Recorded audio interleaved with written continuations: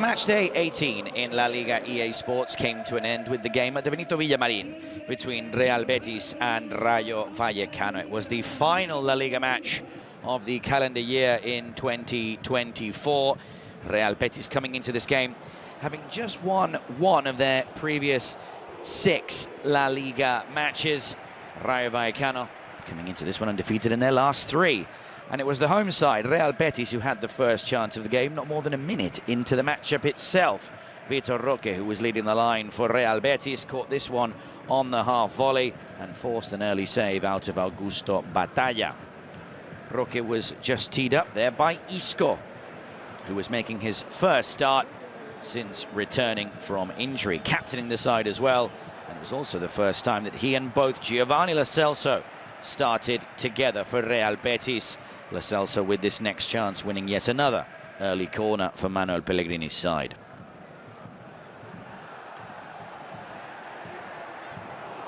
Betis were constantly throwing men forward in the first half here, flooding the box with green and white shirts, but unable to capitalize with the flurry of early corners that they were able to rack up.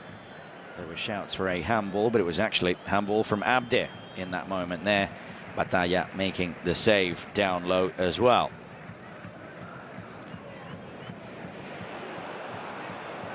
Alvaro Garcia had the early chance down the left-hand side to break into space for the visitors. He would pick up Pep Chavarria here, whose effort was well blocked. Rayo Vallecano had actually played in midweek ahead of this game, away to Villarreal at La Ceramica, a 1-1 draw, which was actually where Real Betis had played the weekend before this game. They managed to beat Marcelino Garcia Toral's side by 2-1 despite going down to 10 men. Chimi Avila, big pardon, was sent off in that game. Absent on this occasion.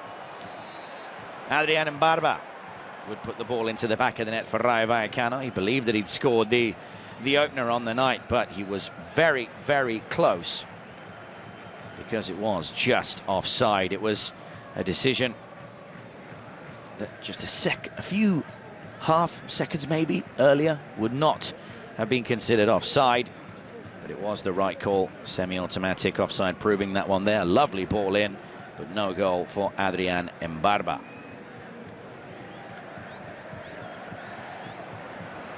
Big chance here and a big talking point for Real Betis came before half-time here. Vitor Roque able to find Sabali out wide on the right, and then the ball was played back to the Brazilian striker, and he was brought down in the box by Alvaro Garcia.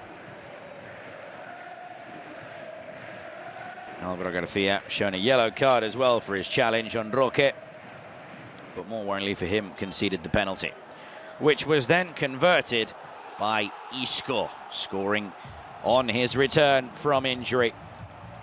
His first goal of the campaign. Calm as you like, sending Augusto Batalla the wrong way.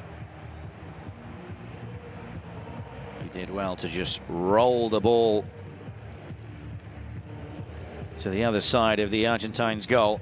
And Isco slowly but surely returning to fitness. Did well to open his account for the season with a penalty.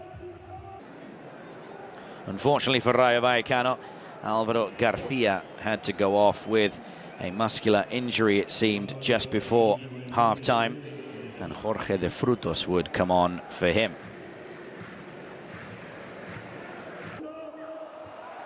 At half-time, there was this wonderful image at the Benito Villamarín. It's a tradition every year where in the final home game for Real Betis, the fans throw normally stuffed toys onto the pitch, and they are picked up for all of the local charities to hand out to those children who unfortunately don't receive presents at this festive period.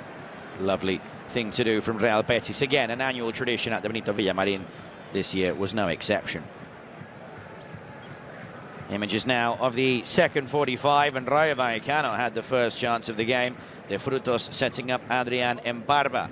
And it's fair to say that Rayo Vallecano started this second period on the front foot, as it wouldn't take them too long, in fact 6 minutes, to equalize with this wonderful goal from Isi Palazón, his third La Liga goal of the season. And it was a wonderful strike to beat Fran Vietes from distance.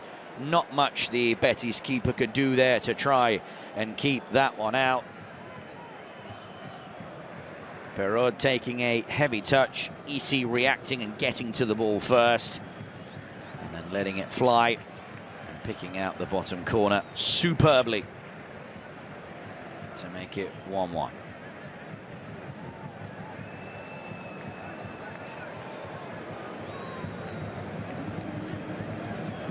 Really managed to get a lot of power on the shot.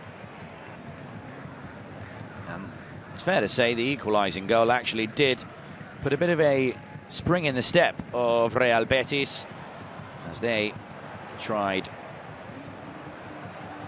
to retake the lead. Vitor Roque did really well down the right-hand side to pick up the cross, and it was Abde who would find the header and put it on target. But it was straight at the hands of Augusto Batalla.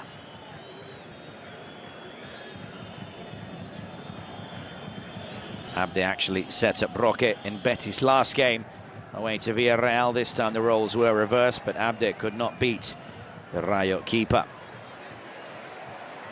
Abde was constantly trying down the left to find some space in behind, but here he would cut inside and try to pick out Vitor Roque.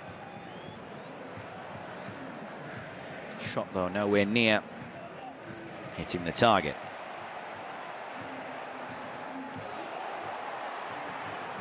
Roque wouldn't hit the target here either, but it was still a very clear-cut chance.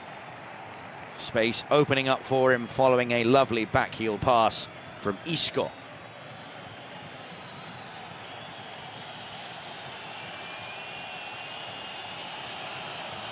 Vitor Roque looking for goals in back-to-back La Liga matches there. Just dragging it wide of the back post. It was Andre Ratiu next at the other end for Rayo Vallecano. Both fullbacks, in fact. Ratiu and Chavarria were finding a lot of space to push forward. And here Ratiu would at least get the shot on target. Rayo Vallecano went on to make two more changes.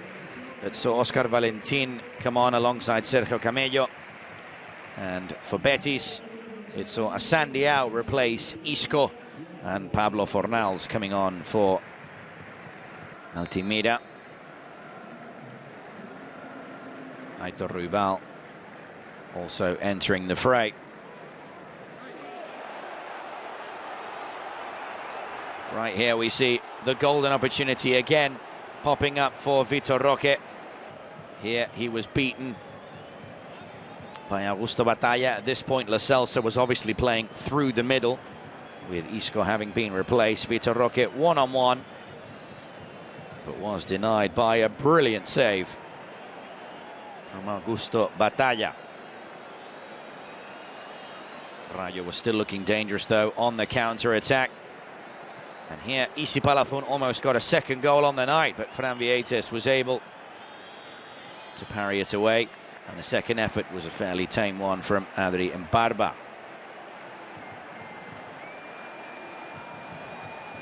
Batalla would actually go down with a muscular injury, though,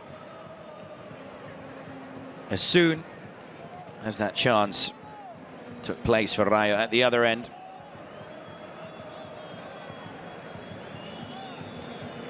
Isi's equaliser was a power shot down low.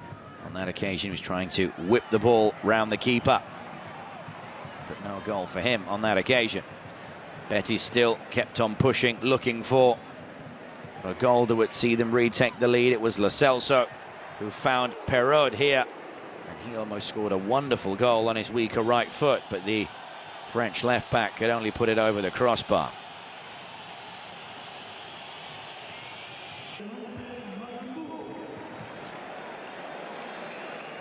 Betis were slowly but surely creating more chances, getting closer to the goal. was still being held to a 1-1 draw. Trejo and Espino would then come on for the visitors, so too would Juanmi and Bakambu for the hosts. And it was Juanmi here who would pick out Bakambu, the two combining having just come on. Fairly simple save though for Batalla to make. It's turning out to be a superb signing this season for Rayo Vallecano, joining the club on loan from Argentinian side River Plate. And he made yet another brilliant save here, one-on-one. This time to deny Juanmi. The through ball from Lo Celso. And we see here that Batalla takes a swipe at the ball, but does win it cleanly, according to the referee Victor Garcia Verdura. Batalla doing his duty brilliantly in between the sticks. It seemed at this point that Rayo Vallecano were very happy to hold on to the point for these final matches, and yet, almost out of nowhere, Jorge de Frutos had this chance to win the game for Rayo Vallecano. This coming in stoppage time. Chance on the counter with Ratiu playing the cutback for de Frutos. And the Real Madrid academy player hitting it first time, but a long way over the crossbar. Just a minute later, Betis had found space in behind, but here it was Pablo Fornals who tried to play it across to Juanmi. The decision, not the best one from him, as his pass was well blocked by the Rayo Vallecano defense, and the chance would stay at that. The points were shared at the Benito Villamarin in the final LaLiga game of 2024 between Real Betis and Rayo Vallecano.